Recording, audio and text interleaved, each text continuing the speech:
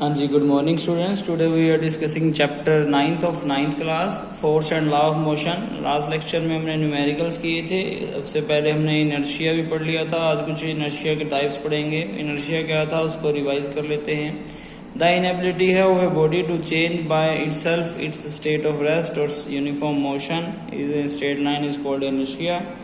कि किसी भी ऑब्जेक्ट की जो अपनी एबिलिटी है, इनएबिलिटी है कि वो अगर कोई रेस्ट में है तो वो रेस्ट में रहेगा। अगर जैसे फर्स्ट लॉ ऑफ मोशन है कि अगर कोई ऑब्जेक्ट रेस्ट में है then it will remain in rest, अगर कोई मोशन में है it will remain in motion. तो तब तक जब तक उस पर कोई भी एक्सटर्नल फोर्स ना लगे, वही एक्सटर्नल फोर्स जो है वो इनर्शिया है। तो यहाँ पर जो है इनर्शिया डिपेंड करता है मास के ऊपर कि जितना जो है it is difficult to move a heavier body. जैसा कि एग्जांपल के तौर पर एक भारी चीज को मूव करना बहुत मुश्किल है as compare to a lighter body को। Similarly it is difficult to stop a heavier body. इसी तरह से एक भारी चीज को रोकना भी बहुत मुश्किल है एज कम्पेयर टू एक जो है हल्की बॉडी के कंपेयर में। तो इसी हिसाब से जो है then lighter body moving with same velocity से जो चल रही है, thus we can conclude that, इससे हम ये पता लगाते हैं कि that the mass of the body is the measure of inertia। we can conclude that the mass of the जो body है is the measure of inertia के हिसाब से उसको जो है मेजर किया जाता है। मोर द मास, जितना ज्यादा मास जो है उसका होगा उतना ज्यादा इनर्शिया जो है उस पर लगाना पड़ेगा। Hence mass is also called the coefficient of linear inertia भी उसे बोला जाता है। इनर्शिया कितनी टाइप के होते हैं? तो इनर्शिया 3 टाइप के होते हैं। कौन कौन से? Inertia of rest, inertia of motion and inertia of direction.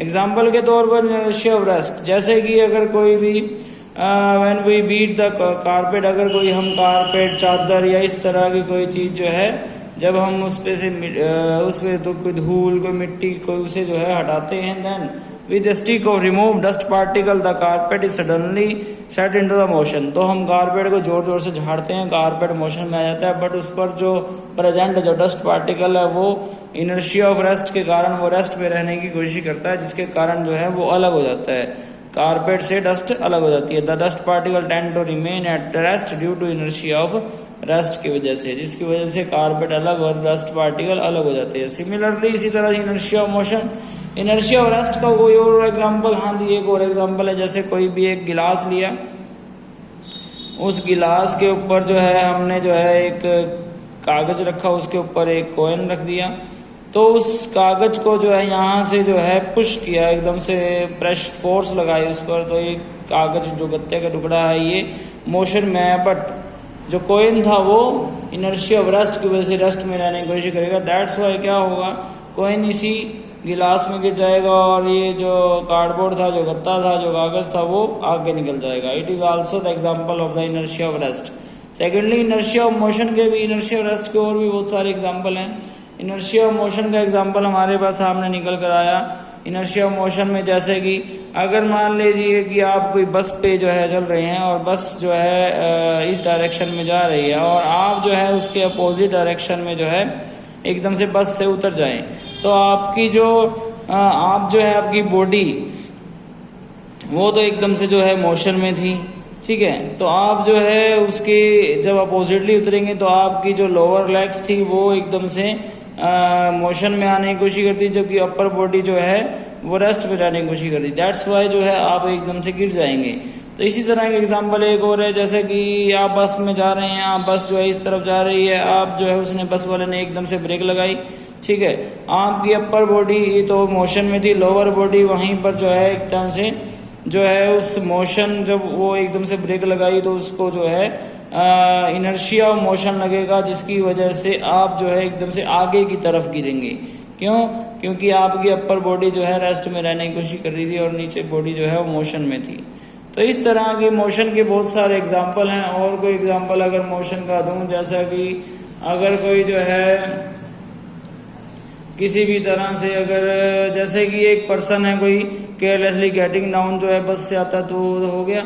हाँ जी एक और है, जैसे वी रिमूव स्नो और मड फ्रॉम आवर शूज से अगर निकालते हैं bye striking them against the wall से, ठीक है, मान लो कि एक दीवार पर जोर जोर से अपना जूता जो है वो मारते हैं तो क्या होता है, ऑन स्ट्राइकिंग द बॉल, जब वो जो है जूता जो है दीवार से टकराता है, the feet come to the rest, ठीक है। तो जो पैर है वो तो रेस्ट में आने की कोशिश करता है, वेयर एज द स्नो, जो उस पर बर्फ लगी हुई थी, which is still in motion, तो मोशन में थी, जो वो अलग हो जाती है, सेपरेट हो जाती है शूज से, ठीक है। आपको पता ही है कीचड़ बर्फ या कुछ भी जो है आपके जूता पर लग जाता है तो आप किस तरह से झाड़ते हैं, वो भी इनर्शिया ऑफ मोशन के कारण ही अलग होता है। इनर्शिया ऑफ डायरेक्शन क्या था, इनर्शिया ऑफ डायरेक्शन जैसा कि गाड़ी को जो है एकदम से टर्न कर दिया, ठीक है, कोई गाड़ी चला रहा था और उसने एकदम से ही टर्न कर दिया, तो आप जो है आप बैठे हुए पैसेंजर जो है एकदम से जो है अपोजिट डायरेक्शन में जाकर खिड़की पर लगते हैं, ठीक है। और इसी तरह से किसी भी तरह जो है डायरेक्शन में वो जो है मूव करता है, आप उसी डायरेक्शन में जो है एकदम से जाकर जो है टकराते हैं। अगर आपने सीट बेल्ट नहीं लगा रखी, अगर सीट बेल्ट लगा रखी है तो आप रुक जाएंगे, बट फिर भी आपके ऊपर इनर्शिया ऑफ डायरेक्शन जो है वो लगेगा, ठीक है। ये कुछ एग्जांपल हैं जिससे पता लगता है कि inertia of motion, inertia of rest और इनर्शिया ऑफ जो है डायरेक्शन भी प्रेजेंट है, किस तरह से उसको जो है डिपेंड करता है। आगे न्यूमेरिकल है कुछ। नेक्स्ट है जी टू ऑब्जेक्ट है ऑफ मासेज जिसके 100 ग्राम और 200 ग्राम में are moving along the same lines, ये जो चल रहे हैं direction with velocity of 2 metre per second, और सेकेंड ऑब्जेक्ट की 1 मीटर पर सेकेंड है। The collide and after collision, वो कोलाइड होते हैं और आफ्टर कोलिजन में क्या होता है, first object move with velocity of इतने से 1.67 मीटर पर सेकेंड से हो जाता है उसकी घटकर, और इसी तरह determine the velocity of second object की कितनी बढ़ जाएगी, क्योंकि सेकेंड की तो बढ़ेगी, एक दूसरे से टकराएंगे तो यहाँ पर जो है हमें मोमेंटम का फॉर्मूला जैसा कि पता ही है, ध्यान से देखते रहिए। एग्जांपल के तौर पर जैसे कि ये बॉल एक चल रही है, ये बॉल जो है इस डायरेक्शन में चल रही है और सेकंड बॉल इस डायरेक्शन में ही चल रही है, ठीक है। अगर इसकी वेलोसिटी 2 मीटर पर सेकंड की है, ठीक है, ध्यान से समझिए, इसकी वेलोसिटी 2 मीटर पर सेकंड की है और ये टकराती है इससे जिसकी 1 मीटर पर सेकंड की है, तो ये टकराएगी क्योंकि इसकी ज्यादा है और ये तेजी से इसको जाकर तो टकराएगी ही, और जब ये टकराएगी तो इसकी वेलोसिटी डिक्रीज हो जाएगी और इसकी वेलोसिटी इंक्रीज हो जाएगी। तो हमें ये बताना है कि इसकी वेलोसिटी तो डिक्रीज हुई, वो हमें पता लग गया कितनी डिक्रीज हुई, इसकी वेलोसिटी कितनी इंक्रीज हुई ये हमें बताना है, ठीक है।